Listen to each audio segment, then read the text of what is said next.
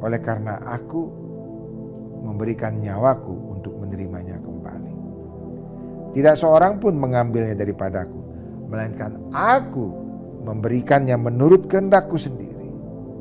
Aku berkuasa memberikannya dan berkuasa mengambilnya kembali.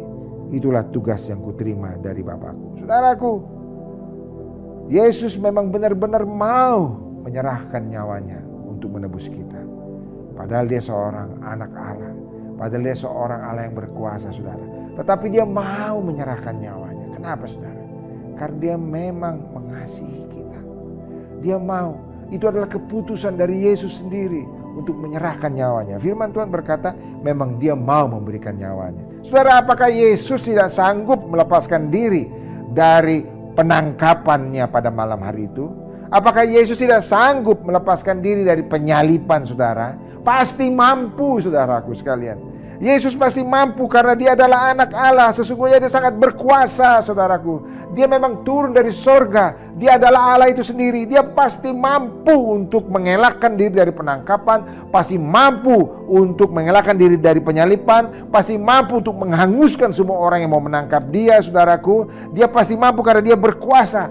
Tetapi saudara, itu tidak dia lakukan karena dia memang mau untuk menyerahkan dirinya sebagai korban. Supaya apa, saudara? Supaya dengan kematiannya kita diselamatkan. Saudara, Yesus tahu kalau dia tidak mati di kayu salib, bagaimana kita dapat ditebus? Hanya itu satu-satunya jalan bagi manusia untuk dapat diselamatkan. Hanya itulah satu-satunya jalan bagi manusia ditebus dosanya, yaitu dengan kematian Yesus di kayu salib. Dengan kematiannya di kayu salib, darahnya tercurah dan dia menjadi korban, saudaraku, untuk menggantikan saudara dan saya. Karena itu pada malam hari itu dia betul-betul mengalami satu peristiwa. Karena dia menggantikan kita, saudaraku. Seharusnya kita yang harus dihukum. Seharusnya kita yang harus menderita. Seharusnya kita yang harus dihukum mati karena dosa kita. Tapi dia menanggungnya karena itu begitu berat, saudaraku. Begitu berat tanggungan itu. Sehingga dia sampai berdoa, sampai dia berpeluh seperti titik darah. Saudaraku, inilah hari yang paling tepat untuk saudara mengambil keputusan untuk menerima Yesus sebagai Tuhan dan Juru Selamat. Saudaraku, dia betul-betul menanggung penderitaan. Karena saudara, memang harus ada yang menanggung. Harus ada yang membayar dosa-dosa kita. Saudaraku, harus ada yang menderita, saudara. Menanggung kita. Harus ada yang mensubstitusi kita. Harus ada yang menggantikan kita, saudara. Kalau tidak, kita yang harus dihukum. Kita yang akan menderita. Kita yang akan masuk dalam hukuman selama-lamanya, menderita selama-lamanya. Tetapi harus ada yang menanggungnya. Dan Yesus yang menanggung. Inilah hari yang tepat, saudara. Percaya kepadanya dan menerimanya sebagai Tuhan dan Juru Selamat. Dan sadar sepenuhnya bahwa segala dosa-dosa kita itu ditanggung oleh Yesus Kristus. Dia yang menderita untuk kita menjadi dibebaskan. Dia yang tersiksa supaya kita menjadi dibebaskan.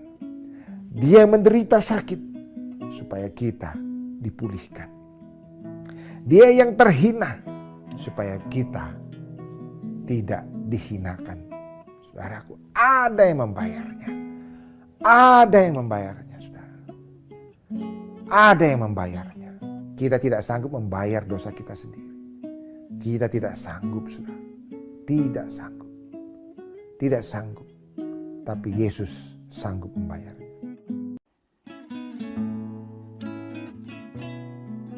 Kama nataka kumwamini Yesu, unaweza kusema ombi hili: